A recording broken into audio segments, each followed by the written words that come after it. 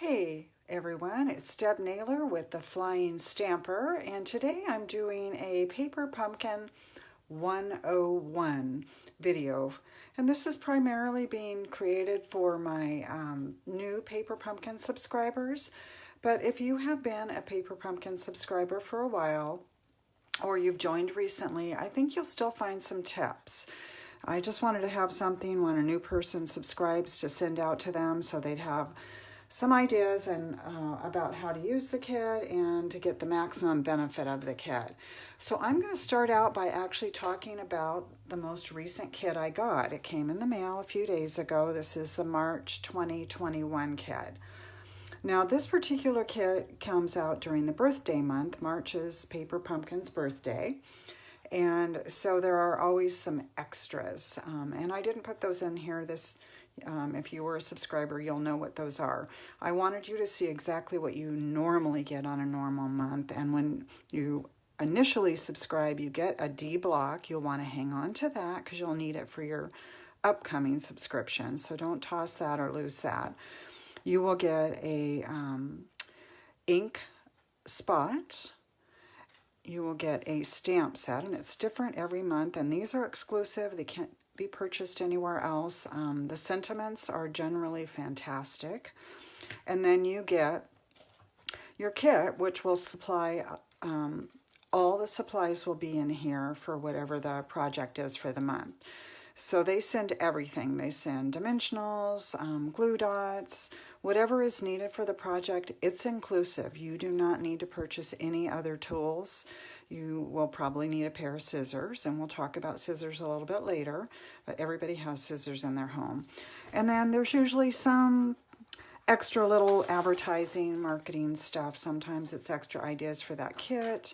Sometimes it has information about the upcoming kit. And then it comes in this nice box. Now this is a box, a specialty box, so it's a little bit different than what you will normally get in colors. It's actually a really pretty box. I can see repurposing this. And I'm going to talk to you a little bit about repurposing the boxes here in just a couple of minutes. So let me set that to the side, and then let's talk about when you get your kit, what you want to do. So you're going to open up your kit. And I use a pair of scissors to get that opened up.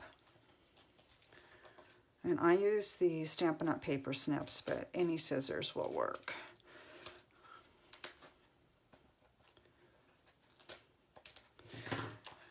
All right, and then what I like to do, and we're all different, so, you know, your jam is probably going to be different than my jam, but I actually like to sort all the pieces out and kind of look at what comes in the kit. And then there's also directions in here too. All right, so we've got all the envelopes, and this kit actually makes 9 cards, I believe, or is it 8? 2, 3, 4. Yeah, it's 8, sorry. So there's the envelopes. Oh, cute. They gave us liners. Oh, those are cute. Those are pretty. Oh, yeah, this is great because this kit, it looks like you could use it for male, and then there's also a female version. And then if you don't like those, you can just have a white liner. Okay, so let's set the liners over there. Now you have your card bases. That's pretty. So there's 4, because there's 2 designs. That's the way this kit is set up. So I'll put those over here. And then there's these cards. So those must go on top of one of the card bases. There's some die cuts or some punch outs. Ooh, labels. Here's some more card bases. Okay, I'll put those with the card bases. And then here's some more punch outs. So I'm keeping those all together. And here is some glue dots. So you've got all the adhesives that you need. They sent dimensionals and glue dots and twine. And they're always very generous with these. You almost always have leftovers, so you don't have to hoard them or be tight with them. You can, or use them sparingly. And I always just recycle this into my recycle bin, but you might find a use for it. Now here's the directions. So you get a nice color photo of what the projects are supposed to look like. And then you get the inside directions. And then on the back, there's some alternate ideas. So again, they're showing exactly what's in your kit. They show the coordinating colors if you have other Stampin' Up! Product, which you do not need, but if you want to make other things, they're giving you the ideas of what the colors are. They're showing you some alternates. There is also a video that's released each month, and you will get that sent to you via email that will show you the assembly process. I am not a huge direction girl. I will usually just go for it. But if you like reading directions, they are there. So that's how I kind of subsort mine out, and then I always do the projects as designed. So in this case, I'll do one as designed, and then I'll do the other one as designed, and then I start playing. I like to do alternates, I like to embellish, and I like to have fun with it. But that is me. You don't have to do that. You can just make all the projects the way they were designed, and you're good to go. So the kit is $22 a month, plus your local tax. So if you don't have tax in your state, it's $22. In my state, it ends up being about $23.75 based on my tax. There's no shipping. So it's really reasonable when you think about it. You get 8 cards, you get this exclusive stamp set, and then you get your ink spot, and you're good to go. These things are so awesome to travel with. I like taking them to do with my grandchildren, my nephews, my nieces. Have had fun with them. I've taken them to the hospital before and had fun with friends. And I take them frequently when I travel, just because, you know, sometimes you just need your crafty fix. Okay, I'm not going to assemble these projects because really I just wanted to go over the kit basics with you. So I'm going to talk about a few other things. So I'd like to talk to you about this ink spot. These little guys are fabulous. They're just a baby little ink pad, basically. And what I like to do is take my paper snips or your scissors or an X-Acto knife or even a knife and just cut the label there.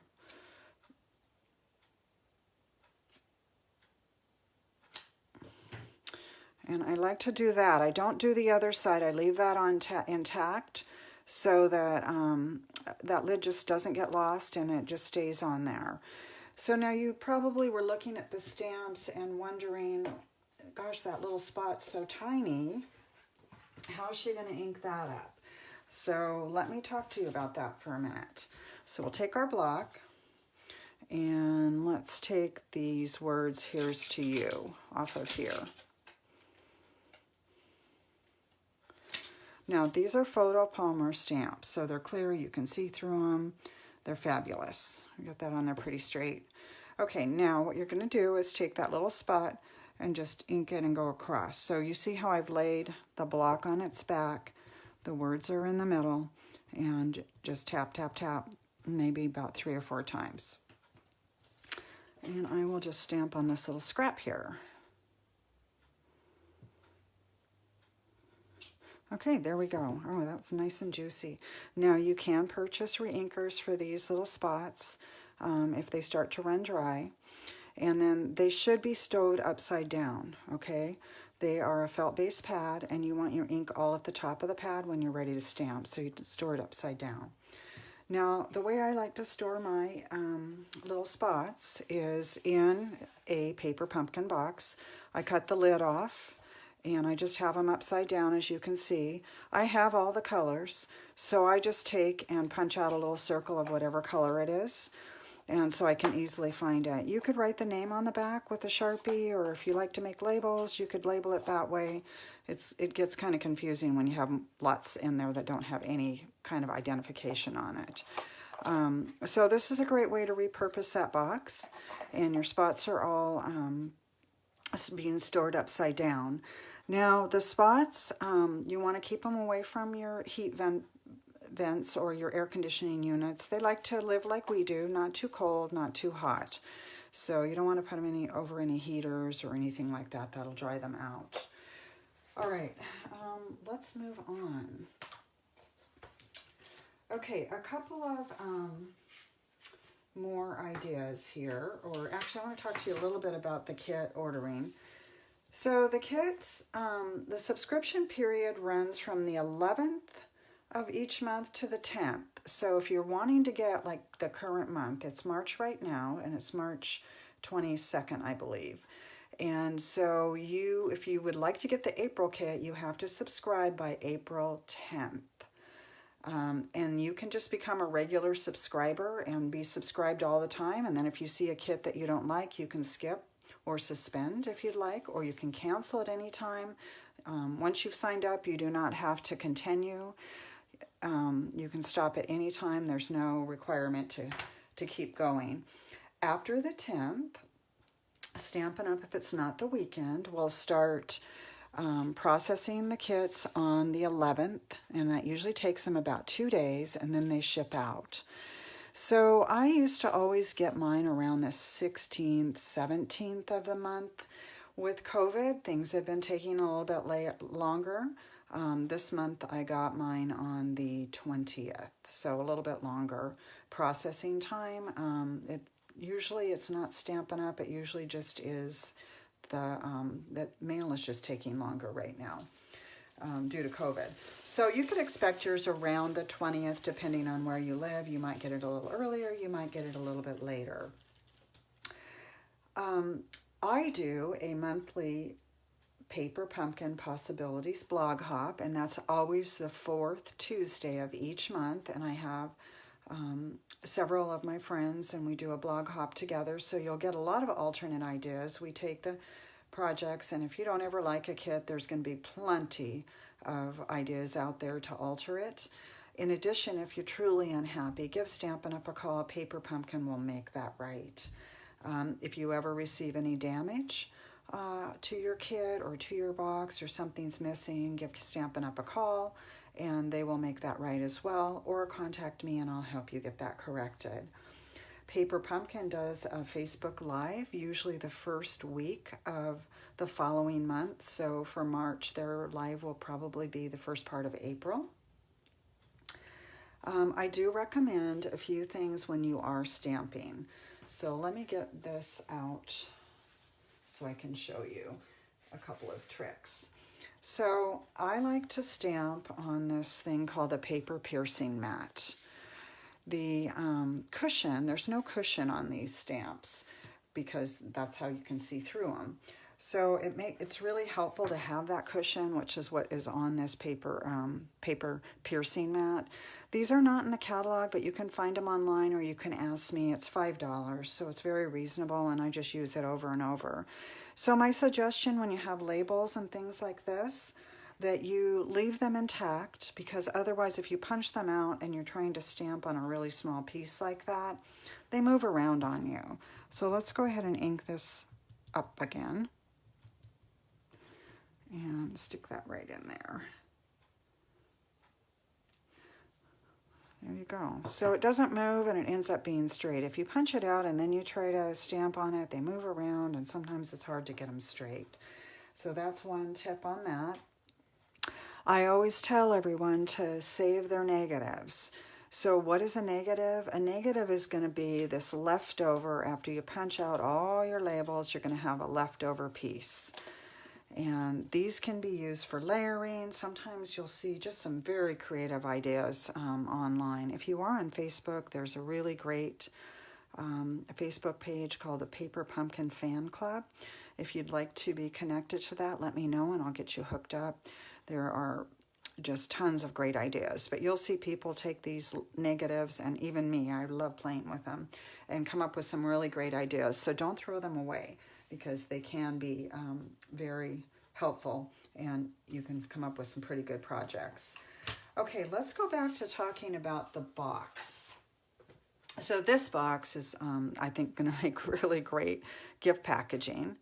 But these boxes are great for shipping things, small gifts out.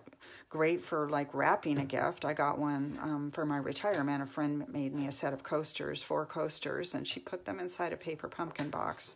And that was really awesome. Baked goods, cookies fit in here really well, little muffins, bagels, scones, so any kind of baked good will fit in here, smaller gifts. You can also just repurpose it and decorate it with designer series paper, which is what I've done with this one. This is actually my daughter's Mother's Day gift. I'll slide this tag off so you can see what I've got inside here. So inside are a set of 6 cards.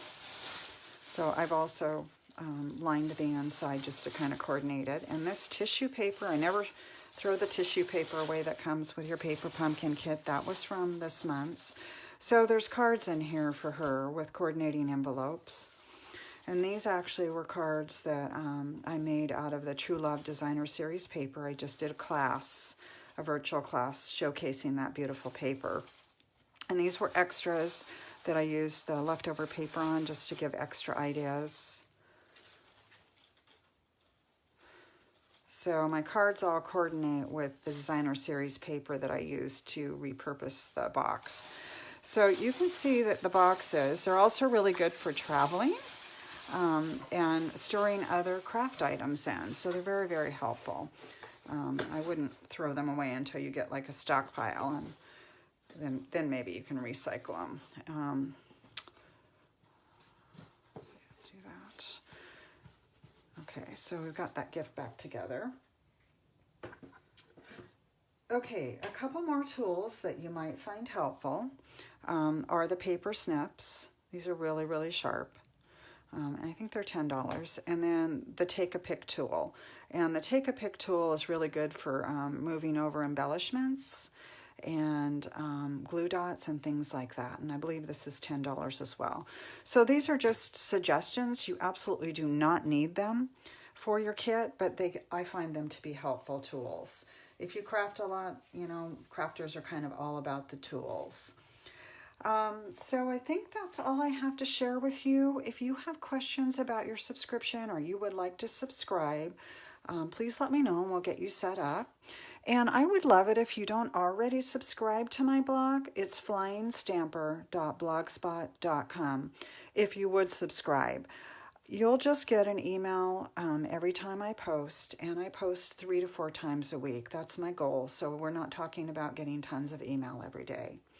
All right, I hope you guys are well and you enjoyed my little Paper Pumpkin 101 tips.